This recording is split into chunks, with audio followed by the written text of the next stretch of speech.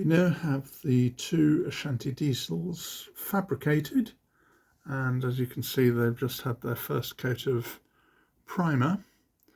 There's been a teeny bit of filling required, but very little, and I'm just waiting for that to dry. Generally I'm extremely pleased with them. They've gone very well. For the first time they're actually mounted to their bogies properly. This is with the snap fastening that we've shown earlier. So these bogies just clip in, they pull out exactly as the previous video, and there will be a connector, a little 1.25mm connector, so you can just unplug them electrically to remove them completely. So it's very easy to remove the bogie in its entirety for whatever purpose if you want, but meanwhile they hold in place perfectly readily.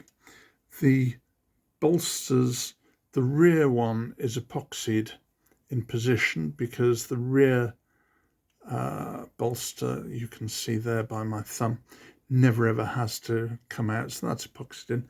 The front one does have to come out, and the reason for that is the battery needs to go under the bonnet, and the only way you'll be able to get the battery in and out is by removing the bolster.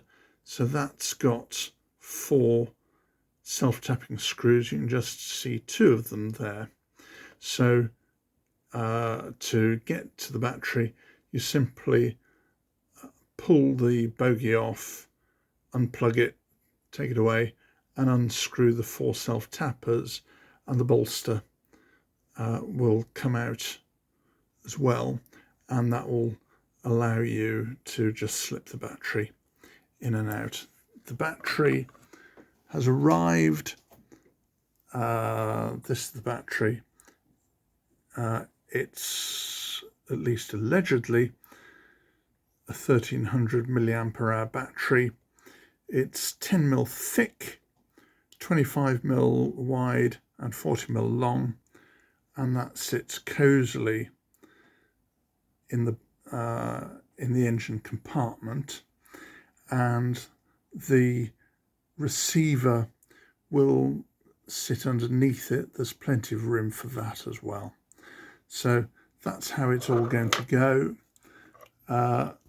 The rear bogie, the wiring loom, you can see it's painted grey. That will go up to meet the electrics in the engine compartment.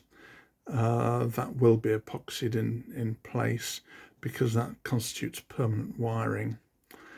You can see there's a slot under my thumb.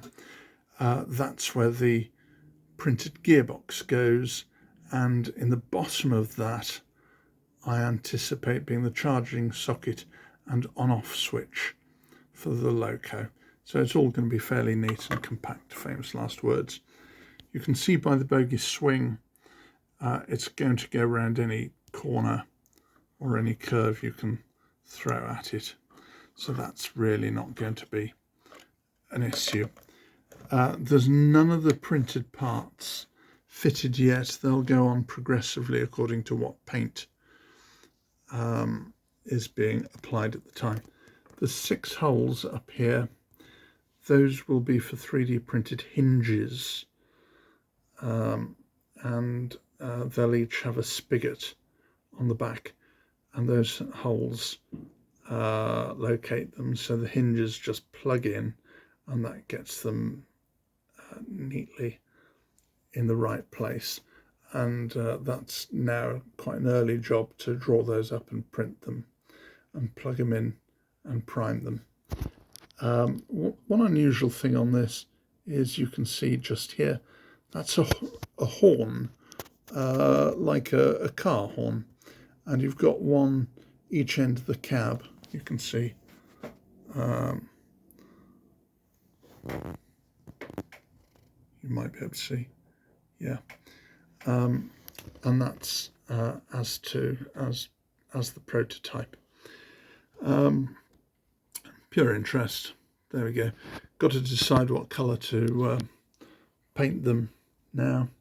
Radiators drop in there, as we've seen before. So that's the sort of thing it's going to look like. So coming on a treat.